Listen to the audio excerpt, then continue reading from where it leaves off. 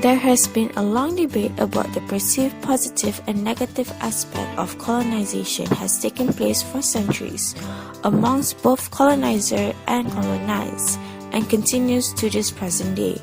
Today, we are going to argue that colonization of a country can be beneficial in terms of infrastructure, leads to better quality of life, technological propagation, political reformation, and cultural revolution.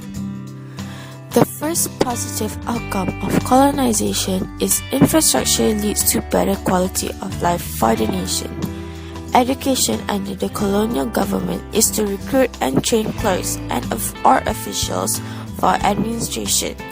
This made the public learn skills to get jobs, which leads to income for their family.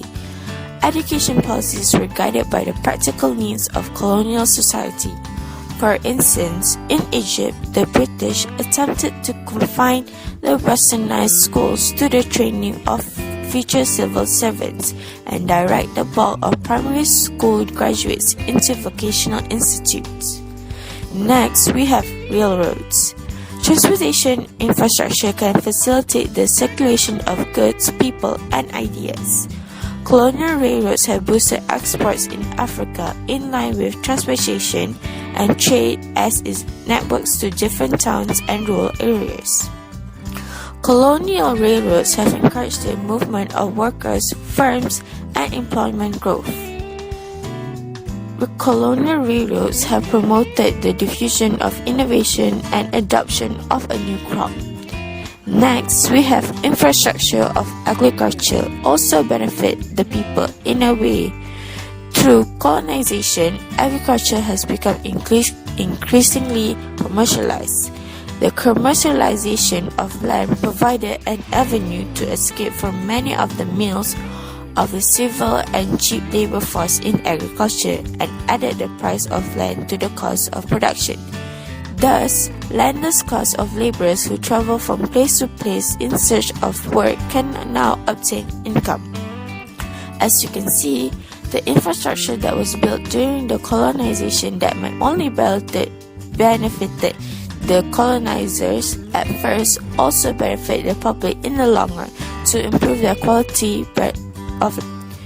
Now, we are going to look at technological propagation. Europe's technological advances also play an important role in colonization of the African continent.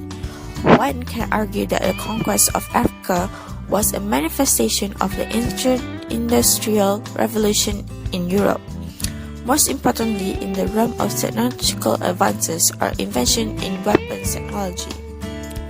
It is important to note that at the beginning of the 19th century, European militaries had a few technological advantages over their African counterparts. Firearms were a popular item that European merchants traded in exchange for slaves during the Atlantic slave trade, and the subsequent shift to legitimate trade.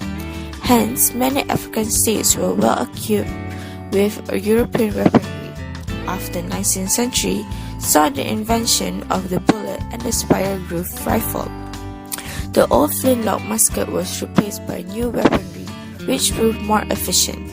Specifically, the split flintlock musket was very time-consuming and to load and not very accurate.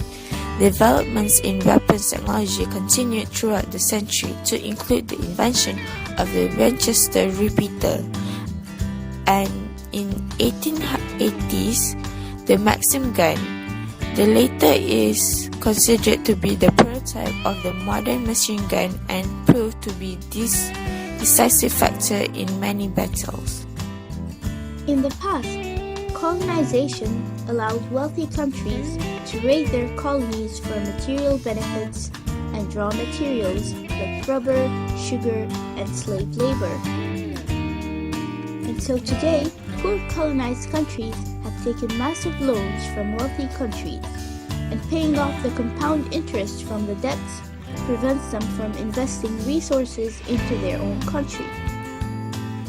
For instance, between the years 1970 and 2002, the continent of Africa received $540 billion in loans from created using Powtoon.